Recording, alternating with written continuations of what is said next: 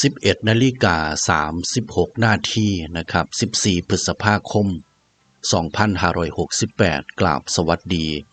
พ่อแม่พี่น้องทุกท่านที่กำลังรับชมอยู่ในขณะนี้คุยและข่าวทั้งช่องตามติดชีวิตอีสานโดยทิดแดงคนไข้พี่น้องครับคือเก่าเหมือนเดิมนำเอาข้อมูลแนวทางข่าวเรื่องราวที่น่าสนใจหลายสำนักหลายอาจารย์หลายแหล่งข้อมูลที่เพิ่นเอื้อเฟื้อแบ่งปันมากะเอามาฝากตอนเว้าสู่กันฟังแลกเปลี่ยนมุมมองความคิดเห็นซึ่งกันและกันเด้อพี่น้องเด้อ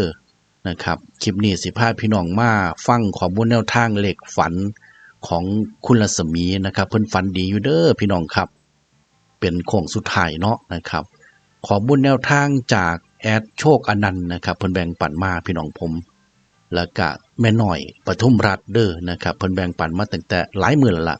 สูตรนี้ที่เพิ่นแบ่งปันมานี่งวดบังหันมันเข้าเด้อทิศว่าซั่นเอา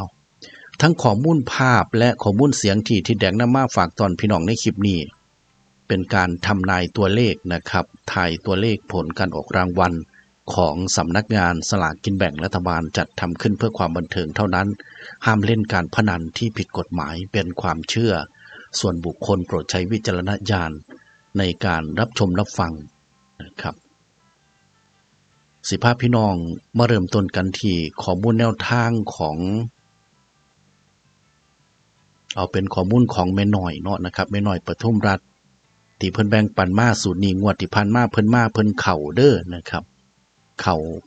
388ผู้ได้ทิศแดงว่าซั่นนะครับงวดนี้ก็นี่ล่ะนะครับ399 526 393 226 883เลขตัวเก่าตัวนี้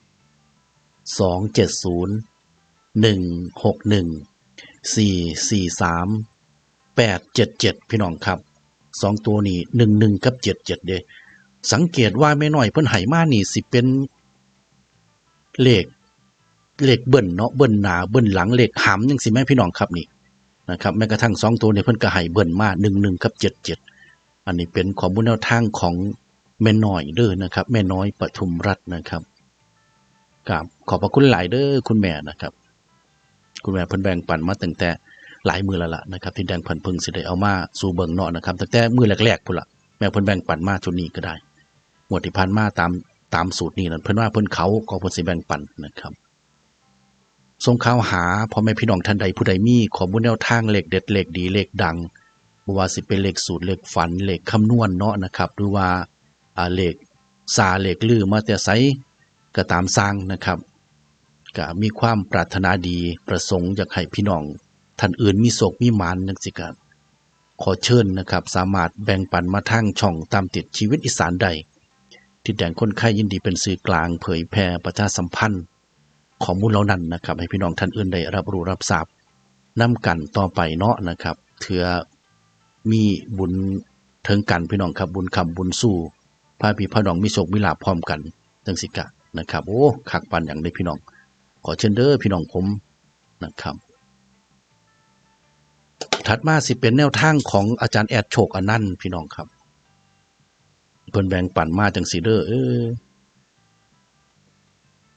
511 711 533 633 422 503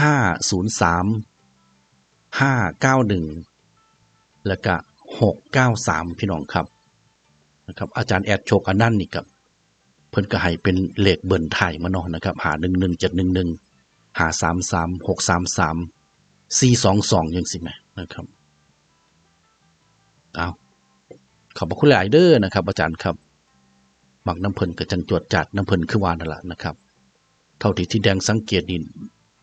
1มาแรงอยู่พี่น้องเนาะนะครับวันนี้ก็ได้เด้หลายสำนักหลายอาจารย์นี่เพิ่นให้ตรงกันนะครับขอบพระคุณหลายๆครับบัดทีนี้เสพี่น้องฟังคุณรัศมีเพิ่นเล่าความฝันเด้อพี่น้องเด้อนะครับเพื่อให้พี่น้องเข้าใจตรงกันเนาะว่าที่ไปที่มาของเลขที่เพิ่นจับมานี่มาแต่จังใดจังซี่แหมพี่น้องผมนะครับครับคุณรัศมีครับจ้าสวัสดีจ้าเป็นจังได๋ได้ยินข่าวว่าฝันดีแมน อันส่งเลขให้เจ้าเลยเนาะมาฝันมาฝันว่าไปกับลูกชายน่ะอายุเพิ่น19 ปีไปกับลูกชายเลยรถ10 ล้อเขาจอดอยู่3-4 คันแต่เขาไปเข้าห้องน้ำเขาละถอดเกือบไว้เนาะลูกชายมันไปซบเอาเกือบเขานะคนละว่าเอาไปซบเอาเกือบเขาเฮ็ดหยังลูกมาดักได้อีกเพิ่นว่าโอ้กระทบเอาเกือบก็สิแม่ยังน้องเลยมาเสี่ยงว่ะเอา592มาฝันว่าไปซื้อเนื้อน่ะหลายกองเห็ดจุนพูนอยู่ต่อหน้าเจ้าของนี่บัดนี้มีคนในบ้านนั่นอีกแล้วว่ะถ้าอยู่นี่เราสิไปเอาเนื้อมาให้อีกแล้วว่ะว่ะเพิ่นไปเอาซีนผัดเป็นซีนควายดอนได้ซีนโอ้อ้าวเพราะว่าพวกไอ้เขามีเป็นพยาธิก็กินบ่ได้แล้วข้อยก็ว่าจังซี่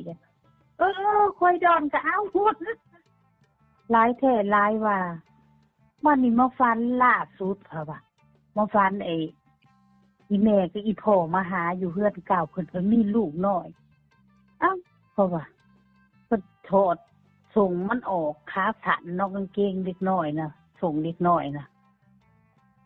มันมีขี้แห้งติดอยู่ในส่งน่ะครับเพราะว่าก็สิแม่อีหยังก็9109หั่นแหละ0991คันมันตีว่าซั่นเถาะแม่น92เฮาก็เอาเพราะว่าเฮาฝันได้เสียงเลขตัวนี้คือเสียงเลข92น่ะครับที่ว่าฝันว่าได้เนื้อเขาเอาเนื้อไปซื้อเนื้อกองเฮ็ดจุนพูนอยู่บักหลายเลยวันเถาะหลายแท้หลายว่าบัดนี้เขามีแม่ยิ่งมาซื้อให้อีกของเจ้าของก็หลายพอแห้งเลยเขาซื้อมาให้อีกยังซื้อมาให้อีกแม่นวันนี้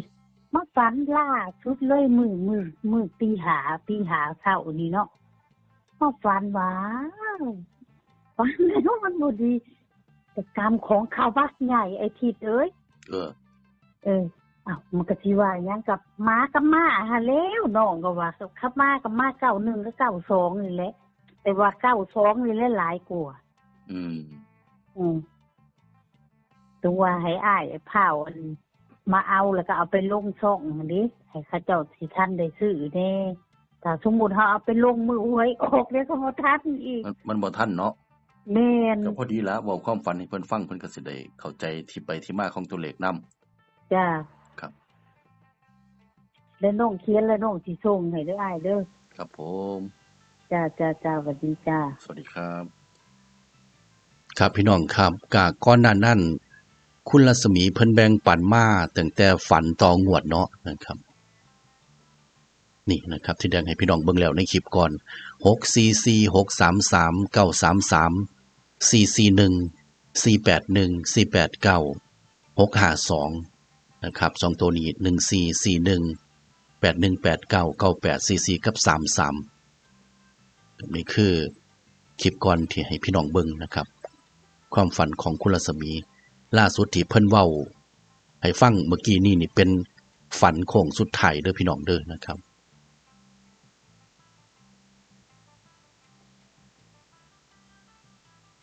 ก็สิมีตัวเลขนะครับพี่น้องครับนี่ละ592 495 519 209นะครับ3ตัว4หางนี่แหละพี่น้องครับเน้น592 495แล้วก็519พี่น้องนะครับ2ตัวนี้92 91 19 09 62 61 60 5956เนาะนะครับมี92แล้วก็มี62นะครับเพิ่นก็กันนำเนาะนะครับ91นี่ก็61นำ90นี่ก็60พร้อมนะครับเพราะว่าความฝันของคุณรัศมีนี่แต่เก่ากับ6นี่เพิ่นบ่ปากันเนาะนะครับฝันเห็นเก่าจังซี่ก็บางเทื่อเพิ่นก็อวยเป็น6จังซี่แหมนะครับพี่น้องครับพิจารณาเบิ่งเด้อมักคือที่เพิ่นเว้าสู่ฟังถือกันตรงกันจังซี่ก็จังจวดจาดนำเพิ่นเนาะนะครับมักบ่ถึกบ่ตรงกับขออนุญาตแนะนำว่าให้ผ่านพี่น้องครับเพราะว่าเป็นการทำนายตัวเลขคือว่านั่นล่ะทายตัวเลขผลการออกรางวัลของสำนักงานสลากกินแบ่งรัฐบาลจะทำขึ้นเพื่อความบันเทิงเท่านั้น ห้ามเล่นการพนันที่ผิดกฎหมายเป็นความเชื่อส่วนบุคคลโปรดใช้วิจารณญาณในการรับชมรับฟังเด้อพี่น้องเด้อกราบขอบคุณพี่น้องทุกท่านนะครับเข้ามาอยู่เป็นหมู่ให้กำลังใจซึ่งกันและกันในคลิปนี้พอกันใหม่คลิปหน้าพี่น้องผมสวัสดีครับ